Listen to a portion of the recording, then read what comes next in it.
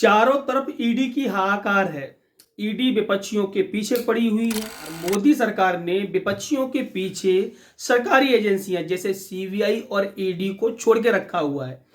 ED का दुरुपयोग किया जा रहा है। नमस्कार दोस्तों, एक बार फिर से स्वागत है आपका मेरे YouTube channel beyond the motivation पर। दोस्तों, आज मैं आपको यह समझाऊंगा कि वास्तविकता में ईडी है क्या और ईडी जो विपक्षियों के पीछे पड़ी हुई है तो क्या वो सही है या गलत है।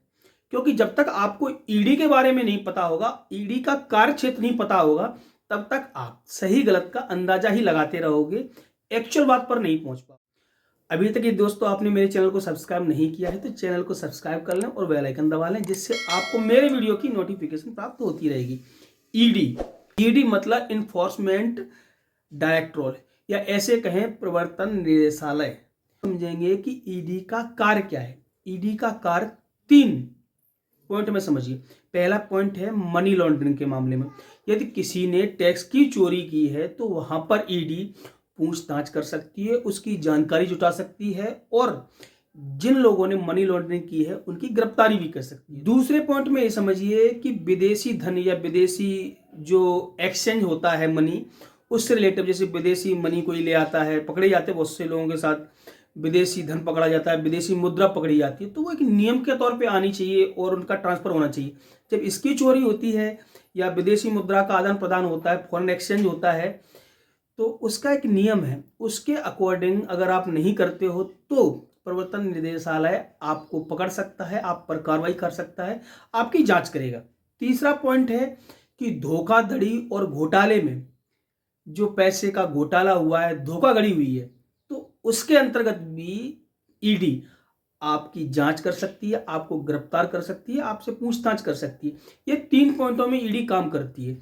ईडी हमारे वित्त मंत्रालय के अधीन आती है, लेकिन इसके पास जो पावर है, अगर कोई भी व्यक्ति को उसको लगता है कि जिसने पैसों का गबन किया है या फॉरेन करेंसी का एक्सचेंज वगैरह कुछ उससे रिलेटेड उसने कुछ गड़बड़ी की है, या कोई भगोड़ा हो गया है पैसे लेकर के धोखाधड़ी करके भारत से, देश से, या फिर उसने भारतीय किसी भी संस्था में भ्रष्टाचार किया है, घोटाला किया है, तो उस पर वो शिकंजा कस सकती है। और साथ ही उसको ये भी अधिकार है, गिरफ्तारी के साथ साथ यदि कोई भाग जाता है, नहीं मिलता है, तो उसकी संपत्ति को कुर्क भी कर सकती है। अब दोस्तों पॉइंट आता है कि आखिर ईडी विपक्षियों के पीछे क्यों पड़ी हुई।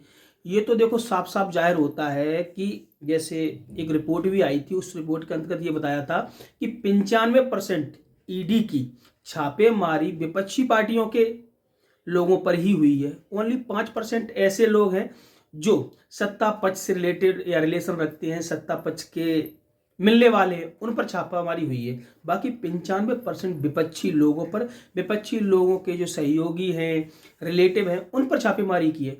तो इसलिए संदेह तो पैदा होता ही है कि भाजपा जानबूझकर ऐसा कर रही है। लेकिन इस बात का अगर कोई विरोध करे तो राजनीतिक पार्टियां तो विरोध कर सकती हैं, क्योंकि उनके तो मुद्दे ही है।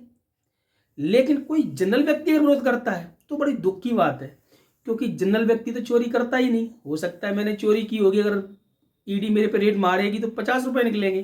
देखो एक बात आप समझ लीजिए, जितने भी हमारे भारतीय राजनेता हैं जो झोपड़ियों में रहते थे, वो बड़े बड़े बंगले में पहुंच गए, बड़े बड़े गाड़ियों में घूम रहे हैं, करोड़पति बन गए, पेट्रोल पंप खोल लिए, मॉल खोल लिए और कितनी कितनी अरबों संपत्ति इकट्ठी कर ली। जो झोपड़ियों में रहते थे उनके पास कोई पैसा कमाने का बड़ा सोर्स तो है नहीं। तो सीधा सीधा जाहिर होता है कि अगर ईडी चाहे तो भारतीय किसी भी राजनेता पे 99% राजनेता भ्रष्ट हैं, उन पर किसी पर चाहे वो रेड मार सकती है। तो चिल्लाने की आवश्यकता नहीं है कि बोल रहा है कि ईडी का दुरुपयोग हो रहा है। ईडी अगर किसी भी राजनेता पर या किसी भी राजनेता के सहयोगी पर, रिलेटिव पर जब भी छापा मारेगी तो पैसे ही निकलेंगे, क्योंकि भैया उन्होंने धोखाधड़ी से, भ्रष्टाचार से, मनी लॉन्ड्रिंग करके ही पैसा कमाया होगा। इस बात के लिए कोई विशेष बात नहीं है। लोग हाहाकार मचा देते हैं कि विपक्षियों पे, हाँ ये बात सही है कि वो अपने लोगों पर तो कार्रवाई नहीं कर रहे, 5% कार्रवाई की है। लेकिन ये बात भी सही है कि 70 सालों से देश में जो हमारी अभी विपक्षी पार्टियां हैं उनकी सत्ता थी, तो उन्होंने मलाई लूटी है, उन्होंने पैसा इकट्ठा किया है, तो ईडी की रेट तो भाई उन पे ही पड़ेगी। अब हम पर तो पड़ने से रही, 50 रुपए का क्या कर लोगे। जिन्होंने करोड़ों, जब भी ईडी की रेट पड़ती है तो करोड़ों रुपए कैश भी पकड़ा जाता है, लाखों रुपए कैश पकड़ा जाता है। अब आप बोलोगे आदिवासी है, सोरेन साहब, हम है ना। हेमंत सोरेन साहब आदिवासी हैं, भैया आदिवासी हैं तो आदिवासी लोगों के लिए उन्होंने थोड़े पैसे जोड़ के रखे हुए हैं, उन्होंने अपनी पर्सनल संपत्ति बनाई है, आदिवासी के हितों में कार्य नहीं किया, आदिवासी के हितों के लिए संपत्ति नहीं जोड़ रखी रखी हुई। अब बोलोगे कि बीजेपी तो आदिवासी के खिलाफ है, आदिवासी के खिलाफ नहीं है, भ्रष्टाचार के खिलाफ है। या कोई भी बोलता है कि दबे कुचले लोगों पर ईडी की रेड पड़ गई, भैया दबे कुचले नहीं है, वो करोड़पति अरबपति है ना, पैसे जोड़ जोड़ के रखे हुए उन्होंने, और वो पैसा जनता का है, सामान्य जनता का, गरीब जनता का, हम तुम जैसे लोगों का पैसा है। उस पर हम लोग विरोध करते हैं कि विपक्षियों पर ईडी की रेड पड़ रही है। अरे भाई नेताओं पर पड़ रही है, किसी सामान्य व्यक्ति पर तो ईडी की रेड पड़ी नहीं। तुम्हारे घर में आई क्या?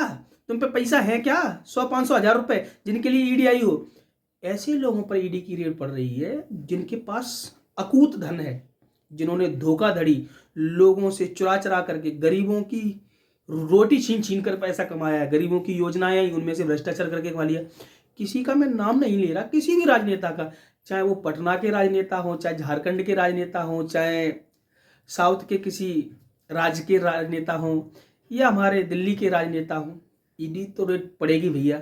अपने आप को ऐसे बोलना कि मैं पूरा ईमानदार हूँ, मेरे बराबर कोई ईमानदार नहीं है, अगर मैं ही भ्रष्ट हूँ तो पूरी दुनिया ही भ्रष्ट हो गई, आपके कहने से कुछ नहीं हुआ। आपको सिद्ध करना पड़ेगा ना भाई, वहां जाके जवाब देना पड़ेगा कि आपने जो संपत्ति अकूत कमाई है, आपके पास क्या सोर्स है। तो इसके लिए बुरा मानने की आवश्यकता है नहीं किसी को। और ये पावर, ये बात सही है कि मोदी सरकार के आने के बाद उन्होंने और 2 पावर दे दी, और उसको सुप्रीम कोर्ट ने बोला है कि ये सही है कि अगर किसी के पास उसको दिखता है तो उसकी जानकारी प्राप्त कर सकती है, उसकी जांच कर सकती है, अगर आप जवाब नहीं दोगे तो आपकी गिरफ्तारी भी कर सकती है। ये उसके पास पावर है, ईडी के पास। सीबीआई का काम है क्रिमिनल केसों को निपटार करना, भ्रष्टाचार हो, घोटाला हो, हत्याएं हो जो राजनेताओं से, उसके लिए सीबीआई जांच होती है। तो अगर आपने इस तरह के कांड किए हैं तो सीबीआई जांच का भी सामना करना पड़ेगा। लेकिन मैं तो ये कहता हूं कि सत्ता जब परिवर्तन होगी और विपक्षी सत्ता आएगी, तो मैं तो कहता हूं जो आज सत्ता में है उन पर भी ईडी रेड पड़वा देना और धन निकलवा लेना, कि दोनों तरफ से धन आए, वो धन इकट्ठा होगा तो वित्त मंत्रालय में जाएगा, वित्त मंत्रालय की योजनाओं के द्वारा जनता में बांट दिया जाएगा, जनता तक पहुंच जाएगा, तो देश का तो फायदा ही होगा ना। तो दोस्तों मैं तो यही कहूंगा, देश के फायदे के लिए ऐसी एजेंसियों का सपोर्ट करें, क्योंकि किसी गरीब से पैसा वो नहीं निकाल रही है। अगर आपको मेरी जानकारी ठीक लगी हो, मेरी बात से सहमत हो, तो कमेंट करके बताएं। वीडियो अच्छा लगा हो तो लाइक कर दें, दोस्तों को शेयर भी कर दें। अभी तक यदि आपने मेरे चैनल को सब्सक्राइब नहीं किया है तो प्लीज़ चैनल को सब्सक्राइब कर लें। मिलते हैं किसी नई वीडियो, नई जानकारी के साथ, तब तक के लिए धन्यवाद।